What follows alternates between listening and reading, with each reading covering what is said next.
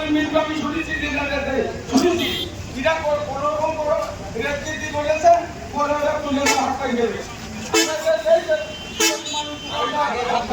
আরেকটা কথা যে যাদের পজিশন দেওয়া আছে পরবর্তীতে গ্রহণ নিতে গেলে দেখা হচ্ছে 20 লাখ টাকার নিচে কোনো পজিশন হবে না, এমনকি দেখা যাচ্ছে যে ভাড়া 15,000 20,000।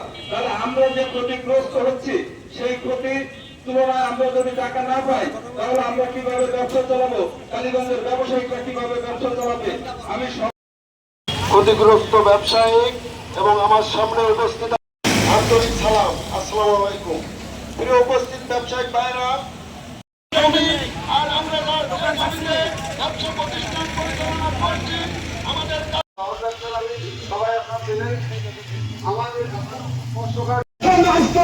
যেই টাকা দেওয়ার সময় হয়েছে এখন কালো কুচক্র লোক এসে আমাদেরকে এই টাকা বঞ্চিত করে দেওয়া হচ্ছে।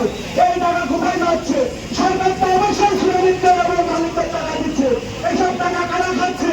তাদেরকে ছাড়িয়ে এনে আমরা আমাদের সঠিক আন্দোলন কর্মসূচি চালু রেখে আমরা জানতে পারছি যে আমাদের প্রতিষ্ঠানে চাকরি করি, সে প্রতিষ্ঠানের মনোযোগ হবে না এবং আমার কোনো শ্রমিকও হবে না।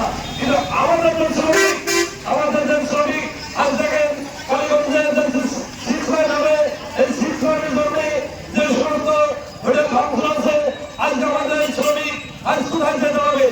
আজকে আমাদের এই শ্রমিকের জন্য আমরা যে আন্দোলন হচ্ছে মানববন্ধন, এই মানববন্ধনের তাই আমাদের প্রত্যক্ষ যে আমাদের ন্যায্য দিতে হবে। আমাদের যে কথাবার্তা বলছিল আমাদের কাছে কর্মসূচি জমা নিয়েছে, আমাদের কাছে ছবি নিয়েছে, কিন্তু এখন বলছে আমাদের কোনো কিছুই তাদের কাছে জমা হয়নি। কিন্তু আমরা এই খোঁটাবাজি আমরা মানি না, আমাদের ন্যায্য আমাদের বুঝে দিতে হবে এবং প্রতিষ্ঠানের প্রয়োজনটা তাদেরকে বুঝে দিতে হবে ব্যক্ত করে এবং আমাদের কাঙ্ক্ষিত যে টাকা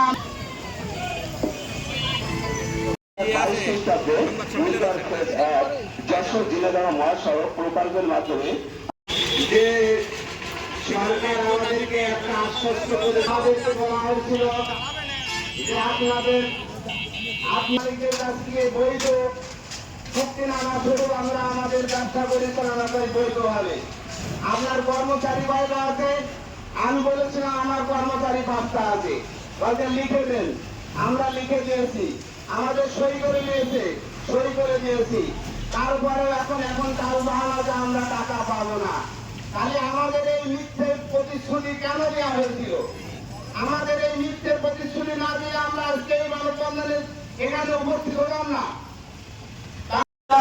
যেহেতু ব্যবসা বাণিজ্য ভালো না থাকার কারণে অনেক অভিযোগ অভাব অভিযোগের মাঝ দিয়ে আমরা ব্যবসা করে যাচ্ছি। আজকে আমাদের সমস্ত কাগজপত্র, ভোটার আইডি কার্ড সমস্তগুলো আমাদের কাছে নিয়ে আমাদের ওই ঝিনাইদহ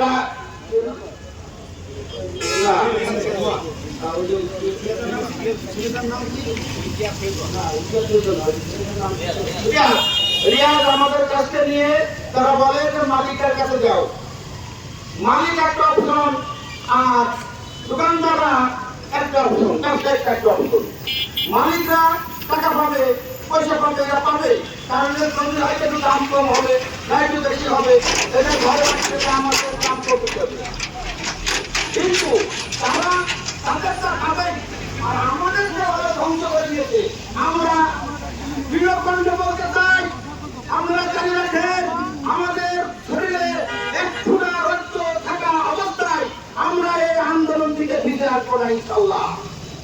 আমরা এখন আমরা অবরোধ ঘোষণা দেবো সামনে একটা সময়সূচি নিয়ে।